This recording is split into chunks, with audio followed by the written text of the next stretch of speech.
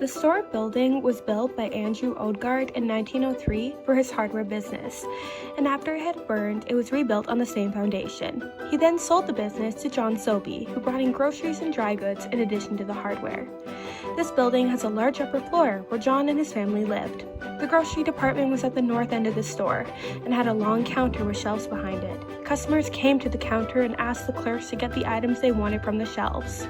If the customer had other business to do in town, they left their grocery list with the clerk and returned later to pick up the groceries. The ladies' wear department was at the southwest part of the store, with the men's department in the southeast part. The dry goods sat between the two sections of clothing. The warehouse was located on the west side of the shop and sold items such as stock salt, lamp, and stove oil. Barbed wire and fencing materials were kept in a fence yard between the store and the brick union building to the west. The hardware department carried regular hardware items such as stoves, furniture, etc.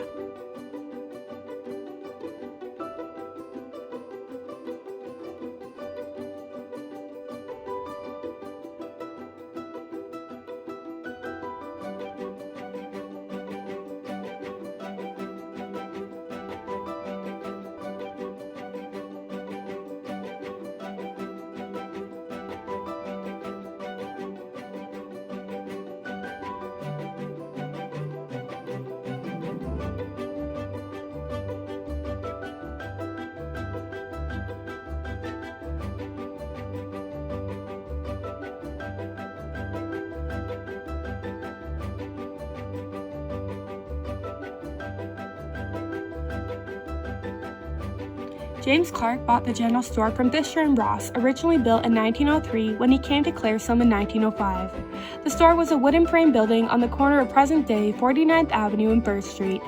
In 1910, James Clark, who was then a town councilor, asked to move the frame building to the CPR property across the street and still carry on the business while a new store was constructed. Permission was granted and a 2-story brick building was erected, complete with oak counters, shelves, and furniture. The front entry bore the name James Clark Company and remained in place until the building was demolished. The old frame building was moved 1 block west. This new general store had a grocery department at the west end. The remainder of the main floor contained dry goods, men's and ladies' wear and shoes, along with a raised office. Upstairs there was furniture, beds, linoleum, and an area where men could be measured for suits. The basement was used for bulk storage of things like barrels of vinegars and ciders, from which customers' bottles were filled, and homemade dairy butter, which was made by the farm women. The grocery department contained a wide selection of items such as dried apples and apricots, coffee and sugar, which were housed in bulk bins and then weighed for individual sales. There were also hard cheeses for sale, which were kept under cover and then cut with a cleaver-like knife for individual sales. The warehouse at the far back kept storage of sugar, 98-pound sacks of flour, eggs, banana stalks when they were in season. A separate entrance at the far west end of the building led to a set of stairs to which rental offices were used by various businesses over time.